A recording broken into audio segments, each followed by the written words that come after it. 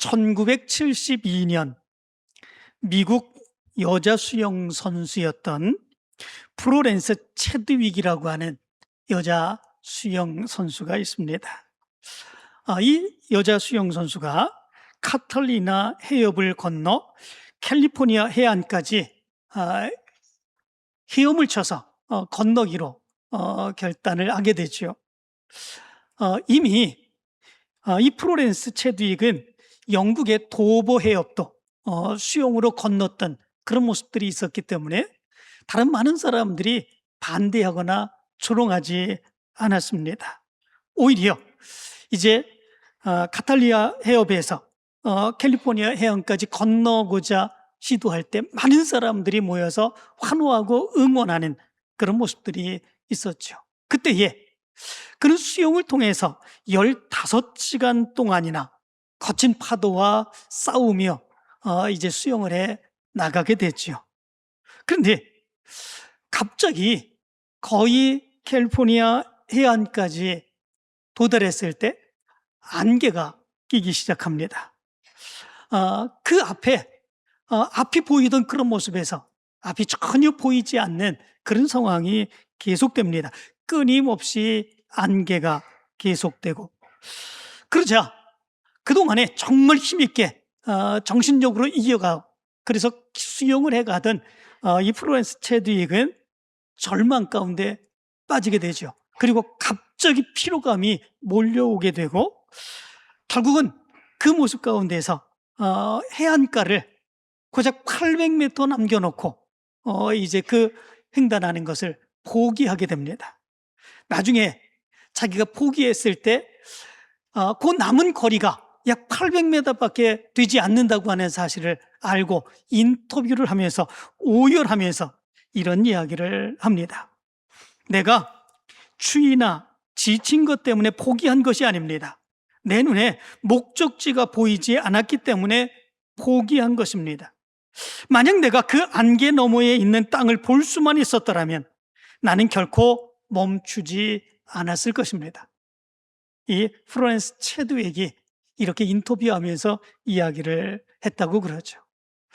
얼마든지 800m는 지금까지 15시간이나 수영하며 왔는데 800m 금방 갈 수 있는 거리죠. 그런데 안개로 인하여 그 앞이 보이지 않았던 거죠.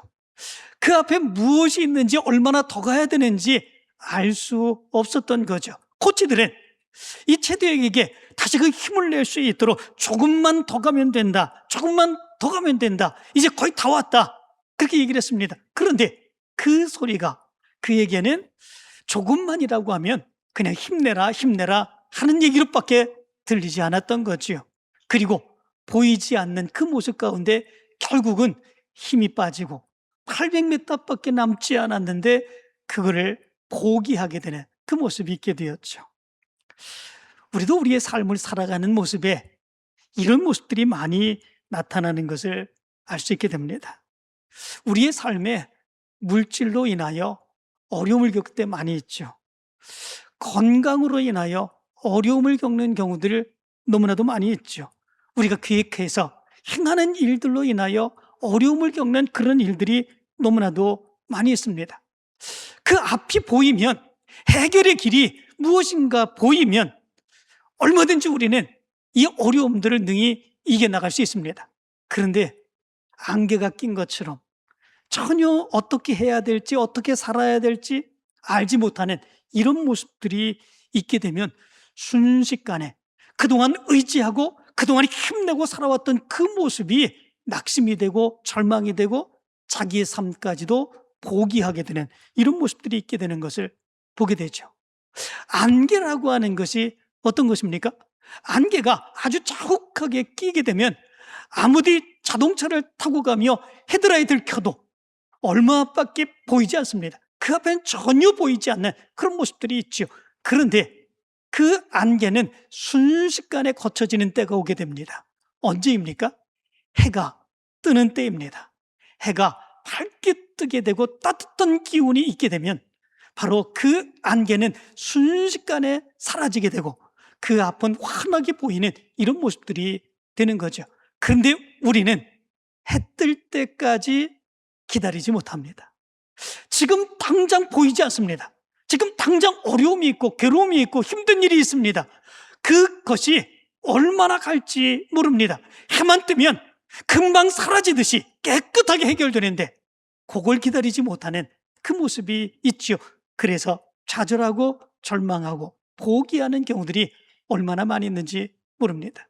그런데 오늘 성경 말씀 가운데 보면 사도 바울은 고린도 교회 성도들에게 이런 이야기를 합니다. 우리 믿음의 사람들의 삶의 모습은 세상 사람들의 삶과 다르다. 이렇게 말씀해 주고 있습니다.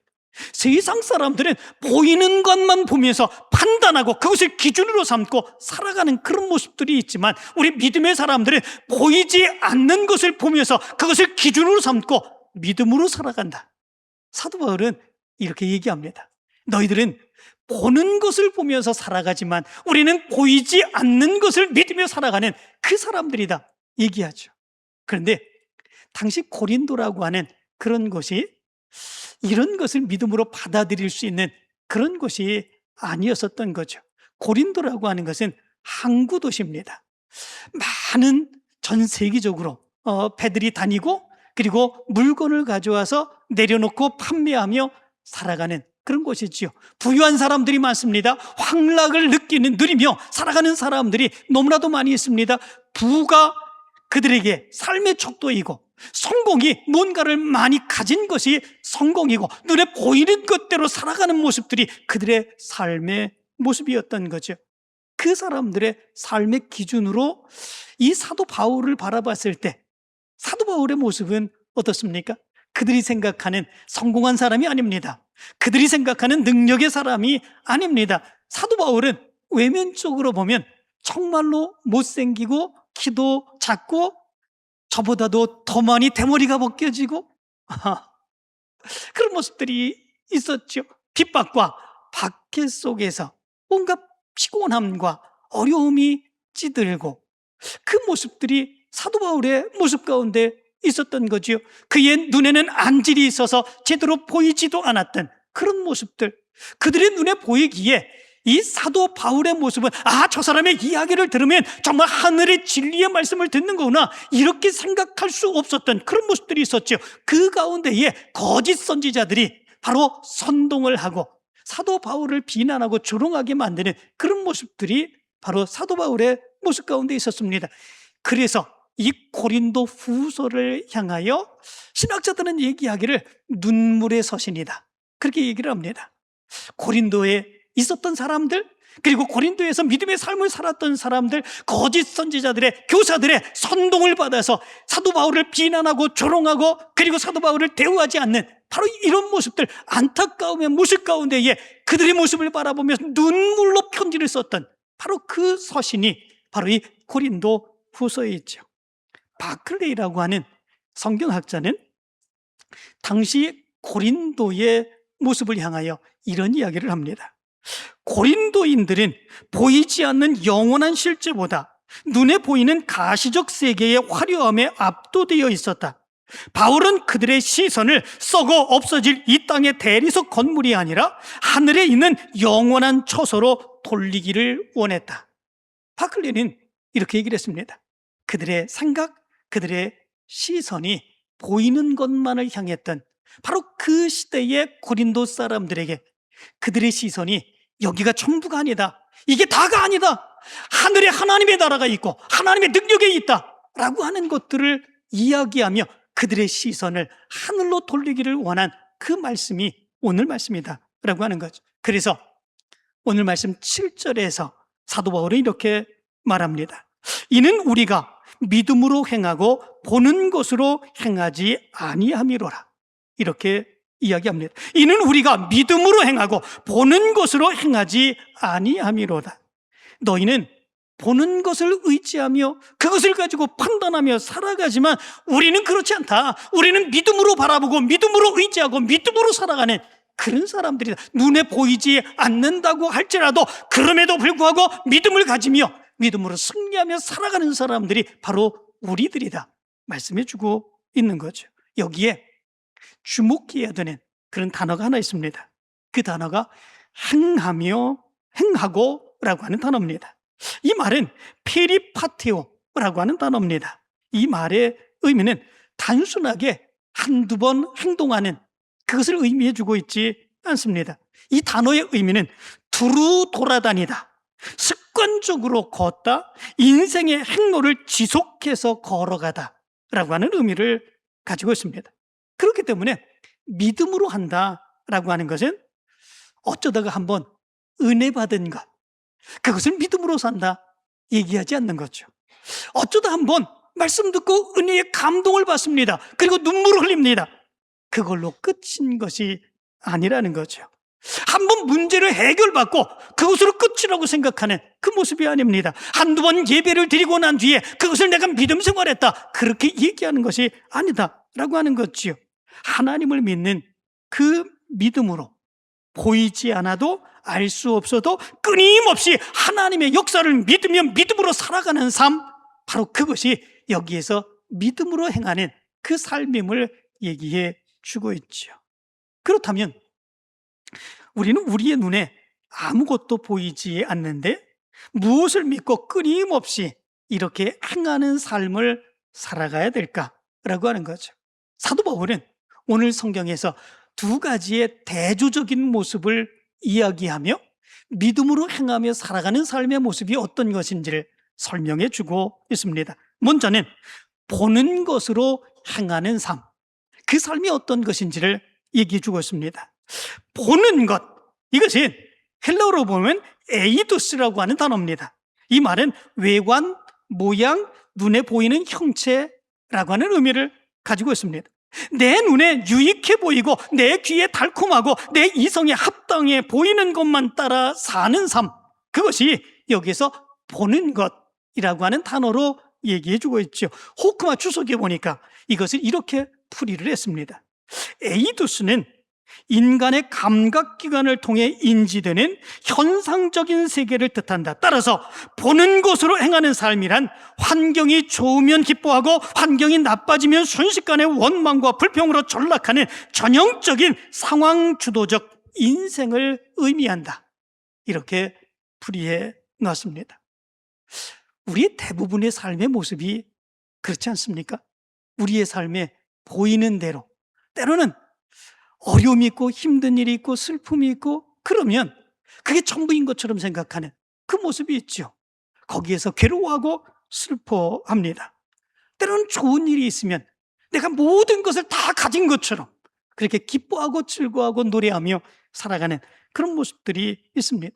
당장 우리 앞에 닥친 일들이 그렇기 때문에 그렇습니다. 우리 앞에 안개 낀 그 앞을 보지 못하기에 우리의 눈에 보이는 것만 보며 판단하며 기뻐하고 즐거워하고 슬퍼하고 좌절하는 그 삶의 모습이 우리의 모습 가운데 있죠. 세상 사람들의 모습이 그렇습니다. 그래서 세상 사람들의 삶의 모습은 보는 것대로 살아가는 그런 삶의 모습이다 라고 하는 거죠. 그러나 사도 바울은 얘기합니다. 세상 사람들은 보는 것대로 살아가는 그 삶의 모습이 있지만 하나님을 믿고 예수 그리스도를 믿는 우리의 삶의 모습은 믿음으로 행하는 삶을 산다 말씀해 주고 있습니다. 여기에 믿음이라고 하는 단어는 피스토스라고 하는 단어입니다. 이 피스토스, 믿음이라고 하는 것은 하나님의 신실함에 나 자신을 완전하게 던지며 맡기는 삶, 이것을 믿음 피스토스라고 그러지요. 하나님을 신뢰하는 삶이다 라고 하는 거죠. 아무리 믿을 수 없는 일이 있다고 할지라도, 아무리 어려움의 모습이 있다고 할지라도 하나님은 나의 주인이시며 하나님은 내 문제를 해결해 주시고 역사해 주신다고 하는 하나님을 향한 신뢰, 이것이 바로 믿음이다 라고 하는 거죠. 성경 말씀 가운데 보면 이 믿음의 삶을 가장 분명하게 설명해 주는 이야기가 있습니다. 이스라엘 백성들이 출애굽을 하죠. 그러나 출애굽 행한 뒤에 곧 바로는 그의 완악한 마음을 바꾸지요. 그리고 이스라엘 백성들 그냥 그냥 가도록 그렇게 하지 않습니다. 이제 군사들과 그리고 마차와 그리고 칼과 창을 가지고 가는 이스라엘 백성들을 쫓아오게 됩니다. 앞에는 홍해가 있고 뒤에는 애굽의 군사들이 쫓아옵니다. 그 모습만을 본 이스라엘 백성들 어떻게 합니까? 그들은 그 이전에 하나님의 놀라운 능력의 역사, 바로와 애굽 땅에 행하는 10가지의 재앙을 분명하게 보았습니다. 하나님의 능력의 역사를 보았습니다. 그러나 그럼에도 불구하고 이스라엘 백성들은 그것을 믿지 못하지요. 그리고 그 상황만 바라보며 이스라엘 백성들은 이렇게 얘기합니다. 애굽에 매장지가 없어서 당신이 우리를 이끌어내어 이 광야에서 죽게 하느냐? 어찌하여 당신이 우리를 애굽에서 이끌어내어 우리에게 이같이 하느냐? 우리가 애굽에서 당신에게 이른 말이 이것이 아니냐? 우리를 내버려두라. 우리가 애굽 사람을 섬길 것이라 하지 않더냐? 애굽 사람을 섬기는 것이 광야에서 죽는 것보다 낫겠노라. 이스라엘 백성들은 하나님의 능력 본 것 전혀 생각하지 않습니다. 지금 당장 눈에 비치는 바로 그 모습만 보면서 당장 우리들이 죽었다 얘기하고 울부짖으며 원망하고 불평하는 그 모습이 있죠. 그때에 모세가 뭐라고 얘기를 합니까? 모세도 그 상황을 보면서 두려워하고 염려하는 그런 모습들이 있었겠죠. 그런데 모세의 말은 이런 말이었습니다. 너희는 두려워하지 말고 가만히 있어서 여호와께서 오늘 너희를 위하여 행하시는 구원을 보라. 너희가 오늘 본 애굽 사람을 영원히 다시 보지 아니하리라. 여호와께서 너희를 위하여 싸우시리니 너희는 가만히 있을지니라. 이렇게 말씀을 하였습니다. 제가 노래를 만들었습니다. 그런데 그 노래를 만들어서 하나님이 싸우신다 라고 하는 그 노래로 이렇게 만들어서 유튜브에 올렸습니다. 조회수가 꽤 많았습니다. 그런데 거기에 어떤 사람이 그렇게 댓글을 올렸어요. 그래서 제가 당장 지웠습니다. 뭐라고 올렸을까요? 하나님이 싸우신다, 하나님이 앞장서신다, 하나님이 승리케 해주신다, 그렇게 노래를 해가지고 만들어서 올렸더니 거기에 댓글을 올렸는데 하나님은 전쟁 광이신가 봅니다. 하나님이 싸우신다니까. 이거 하나님이 나가서 직접 전쟁을 일으키고 이렇게 하는 것으로 하나님은 우리 앞에서 우리를 지키시며 보호하시며 인도하시며 역사해 주신다고 하는 그 믿음의 모습을 모르는 거죠. 하나님은 전쟁 광이신가 봅니다. 그렇게 댓글을 올린 거예요. 그래서 제가 당장 지웠지 않습니까? 근데 바로 모세가 그런 모습 가운데서 하나님이 너희를 위하여 싸우신다 얘기를 하였습니다. 바로 이렇게 정말로 가능성이 없는 그 모습, 앞에는 홍해, 뒤에는 애굽의 군사들이 쫓아오는 이 상황, 죽을 수밖에 없는 거죠. 그런 상황 가운데서 그럼에도 불구하고 하나님을 믿고 하나님께 맡기는 바로 그 믿음의 모습, 그것을 뭐라고 얘기합니까? 바로 피스티스, 하나님에 대한 신뢰라고 얘기해 주고 있습니다. 지금 당장은 눈에 보이지 않습니다. 지금 당장은 내 삶이 무너질 것 같습니다. 지금 당장은 두려워 떨며 어떻게 할 바를 알지 못합니다. 그러나 나를 인도해 주신 분은 하나님이십니다. 나를 꺼내 주신 분도 하나님이십니다. 그 하나님이 이 문제도 당연히 앞길도 뒷길도 전혀 길이 나지 않은 그런 모습이 있지만 하나님이 그럼에도 불구하고 역사하신다, 그 신실함을 믿는 그 믿음의 모습, 이것을 믿음이라, 신뢰라, 피스토스라고 이야기를 합니다. 바로 우리 믿음의 사람들에게 있어야 되는 그 믿음의 모습이 바로 이런 모습이죠. 옥스퍼드 한글 주석에 보면 이는 우리가 믿음으로 행하고 보는 것으로 행하지 아니함이로라. 이 말씀을 이렇게 주석을 합니다. 그리스도인의 삶의 원동력은 눈에 보이는 현재의 안락함이나 고난에 좌우되지 않는다. 비록 육신의 눈에는 아무런 증거가 보이지 않을지라도 하나님의 약속은 반드시 성취된다는 내면의 영적 확신을 가지고 인생의 발걸음을 옮기는 자가 바로 믿음의 사람, 바로 참 그리스도인이라, 이렇게 해석을 합니다. 이후에 이스라엘 백성들이 어떤 믿음을 갖습니까? 하나님을 신뢰하는 믿음을 가지고 살아가게 되죠. 홍해를 건넌 이후에 이스라엘 백성들이 광야의 삶을 40년 동안 살아가지 않습니까? 이 광야라고 하는 것은 길이 있습니까? 길이 없지요. 모래, 사막, 돌뿐이 없는 그런 곳입니다. 사람이 그 길이 있어서 그 길로 갔다고 할지라도 바람이 불면 모래가 순식간에 덮여서 길이 보이지 않는 곳, 이것이 바로 사막의 모습입니다. 그러나 이스라엘 백성들은 그 사막을 40년 동안 가면서 살아갈 때에 그럼에도 불구하고 하나님을 신뢰하죠. 하나님을 믿죠. 그리고 그들은 모래바닥을 보지 않습니다. 땅바닥을 보지 않습니다. 그들은 일어났을 때에 하나님의 역사하심을 바라보며 하늘을 바라보며 하나님이 어떻게 우리를 인도하실까, 구름이 어디로 우리를 인도할까, 그것을 믿음으로 바라보며 달려가는 그 모습, 40년 동안 그 믿음으로 이스라엘 백성들은 하나님의 놀라운 역사를 이루었던 것을 보게 되죠. 광야 그 삶의 모습은 아무것도 보이지 않습니다. 먹고 살 수 있는 것 아무것도 없습니다. 그러나 그들이 믿는 것이 있습니다. 하나님의 능력입니다. 그것만 믿고 하나님의 인도하심대로 따라갔을 때 하나님은 놀라운 역사하심을 그들에게 보여주셨던 거죠. 그래서 사도 바울은 8절에서 이렇게 말합니다. 우리가 담대하여 원하는 바는 차라리 몸을 떠나 주와 함께 있는 그것이라.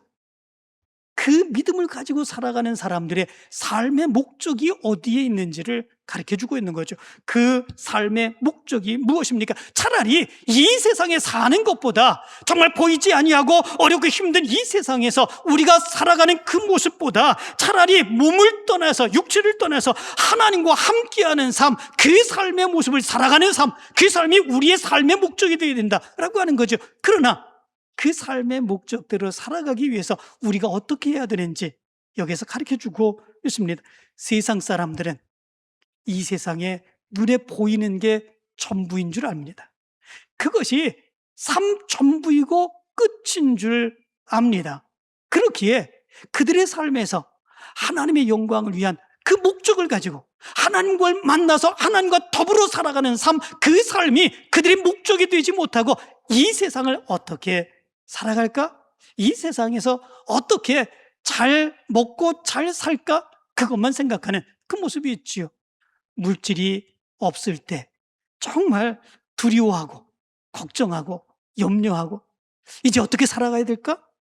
그렇게 두려워하는 그 모습이 있습니다. 육체에 질병이 있을 때 이제는 내 생명이 끝이다 생각하는 그런 모습들이 있죠. 이 세상의 삶이 끝이라고 생각하기 때문에 이 세상에 있을 때, 가졌을 때 마음대로 먹고 사고 그리고 마음대로 즐기며 살아야지. 내가 건강할 때, 그럼에도 불구하고 건강할 때 내가 즐기고 살아가야지. 세상 사람들은 그렇게 생각을 합니다. 그러나 성경은 그렇게 얘기하지 않습니다.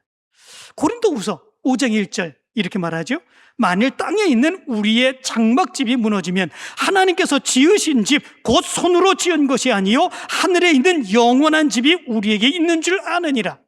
이렇게 얘기를 합니다. 이 세상에 우리가 지은 집, 우리가 살아가는 그 모습들, 이게 전부가 아니라는 거지요. 하늘에 우리를 위한 영원한 집이 있다라고 하는 거죠. 이 세상이 끝이 아니다라고 하는 거죠. 이 세상이 전부가 아니다라고 하는 것을 이야기해 주고 있는 것을 보게 됩니다. 설령 이 세상에서 우리가 힘들고 어려운 일을 당한다고 할지라도, 그러나 그럼에도 불구하고 하나님은 우리를 하나님이 계신 하나님의 영원한 나라로 인도하여 주신다라고 하는 믿음으로 우리가 살아가야 된다라고 하는 거죠. 이 놀라운 사실을 깨달을 때 이것에 삶의 목적을 두고 살아가는 그 모습 안에서 우리의 삶의 행동이 완전하게 바꿔지게 되는 그 모습이 있음을 사도 바울은 얘기하죠. 그래서 9절은 뭐라고 얘기합니까? 이렇게 말합니다.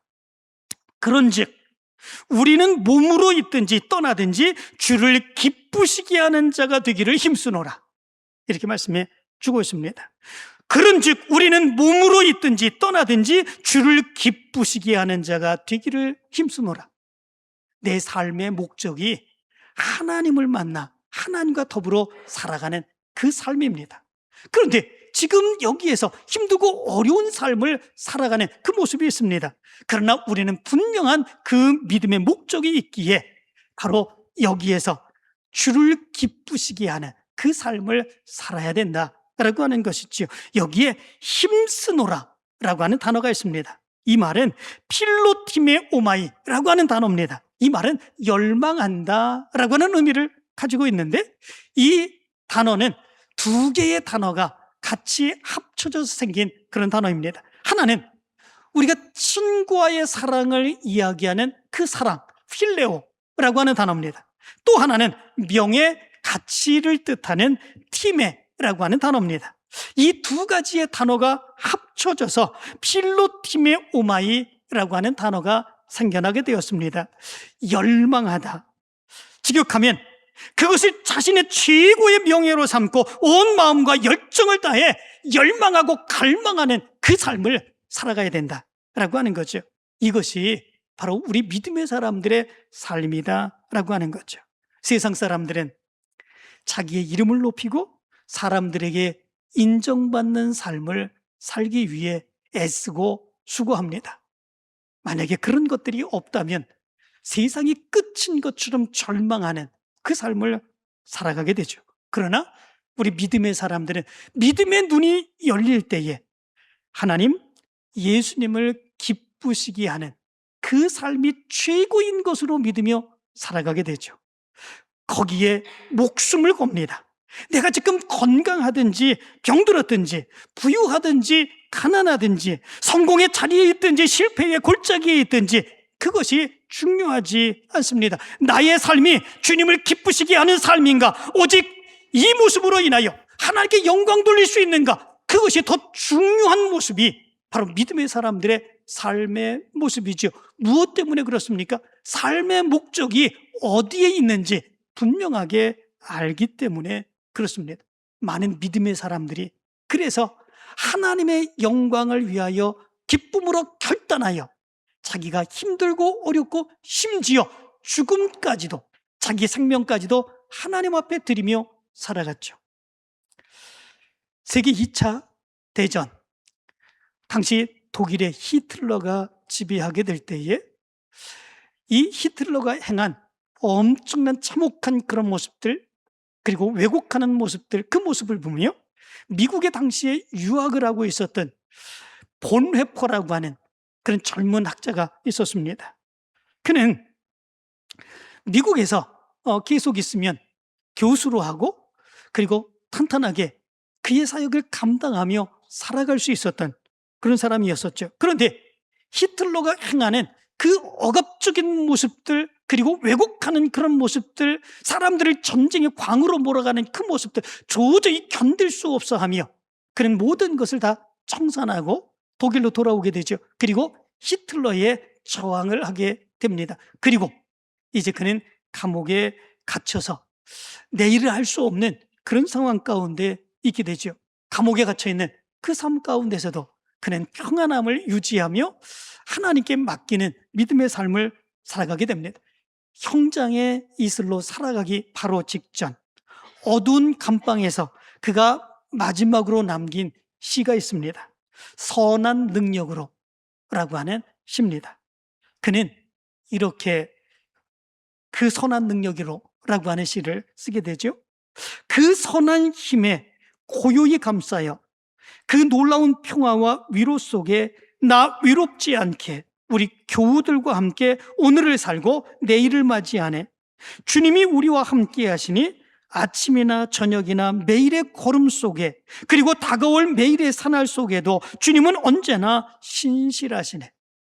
그가 형장에 이슬로 이제 죽기 바로 하루 전에 바로 이런 시를 쓰게 됐지요. 그리고 그의 이름을 부르고 이제 형장의 이슬로 사라질 바로 그때에 함께 있던 동료에게 웃으면서 이렇게 얘기를 했다고 그러죠. 이것은 끝이 아닙니다. 내게는 영원한 삶의 시작입니다. 그렇게 이야기를 했다고 그러죠. 창창한 미래가 보이는 그 앞에 자기의 인생의 삶. 그러나 그는 그것을 보지 않았습니다. 그의 미래의 삶이 보이지 아니하는 독일로 돌아가 하나님께서 원하시는 기쁨의 삶, 그 삶을 살아가다가 형장의 이슬로 사라지게 되었죠. 그러나 그는 그 삶이 끝이라고 생각하지 않았습니다. 영원의 삶으로 들어가는 바로 시작이라고 여겼던 거죠. 19세기 아프리카 선교의 아버지라고 불렸던 리빙스턴이 있습니다. 그 리빙스턴은 아프리카에서 선교를 하면서 사자에게 물려서 한쪽 팔이 마비가 되었고 풍토병에 걸려 쓰러지며 수없이 죽을 고비를 겪었다고 그러죠. 그때에 영국의 지인들이 이 리빙스턴에게 편지를 보냈다고 그럽니다. 리빙스턴, 이제 그만하면 됐네. 눈에 보이는 성과도 없고 몸도 망가졌으니 당장 그 위험한 곳에서 나오게나. 이렇게 편지를 보냈다고 그럽니다. 그때 리빙스턴은 그의 일기에 이렇게 썼다고 그러죠. 사람들은 자꾸 나에게 눈에 보이는 위험과 상처를 보라고 말한다. 그러나 내 눈에는 사자보다 크시고 열봉보다 강하시며 내가 세상 끝날까지 너희와 항상 함께 있으리라 약속하신 예수 그리스도의 얼굴이 더 선명하게 보인다. 나는 내 눈에 보이는 정글의 어두움을 보지 않고 이 땅에 임할 하나님의 나라를 보며 오늘도 걷는다. 이 리빙스턴은 이렇게 얘기를 했다고 그럽니다. 눈에 보이는 것을 보는 것이 아니라 눈에 보이지 않는 것을 보며 지금 이 삶에서 어렵고 힘들고 고통스러운 그 삶을 결코 어렵게 여기지 아니하고 하나님의 영광을 위한 일로 여기며 기쁨으로 살아가는 그 삶을 살겠다라고 하는 것이죠. 여러분들의 삶의 모습이 이런 믿음의 사람들의 삶의 모습이 되길 간절히 축원합니다. 어떤 사람이 광산에 등불을 켜고 갱 속으로 들어갔다고 그럽니다. 한참을 들어갔지요. 그런데 그가 들고 갔던 그런 등불이 거기서 꺼지게 되었습니다. 전혀 그 갱도 속에는 아무것도 보이지 않게 되는 그런 모습들이 있게 되죠. 이리로 가면 또 이쪽 꿀이고 저쪽으로 가면 저쪽 꿀이고 도저히 어디로 나가야 될지 알 바를 모르는 그런 모습들이 있게 되었죠. 아무리 힘에도 길은 찾을 수 없습니다. 그때 문득 그에게 이런 생각이 들었다고 그러죠.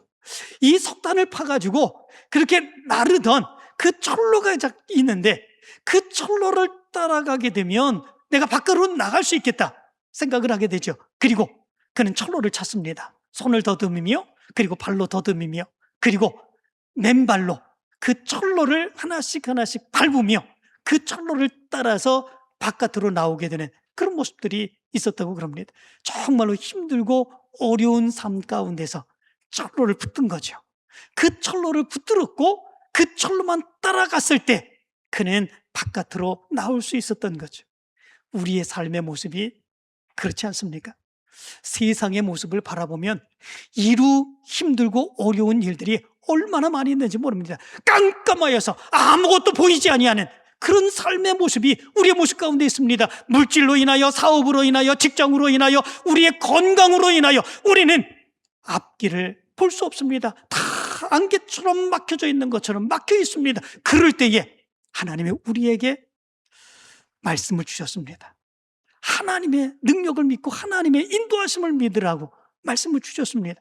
그 말씀만 굳건하게 믿고 그 말씀대로 따라가게 되면 하나님이 안개가 거친 삶으로 우리를 인도하여 주실 줄로 믿습니다. 세상의 사람들은 그걸 어리석다고 얘기합니다. 눈에 보이지도 않는데 어떻게 그렇게 살아가느냐 어리석다고 얘기합니다. 그렇지만 우리 믿음의 사람들은 그것이 지혜로운 삶이옵니다. 그것이 하나님의 능력의 역사를 체험하는 그런 삶입니다. 이제 여러분들의 삶도 이 은혜의 삶으로 살아서 믿음의 삶으로 하나님의 역사를 이루게 되기를 간절히 축원합니다.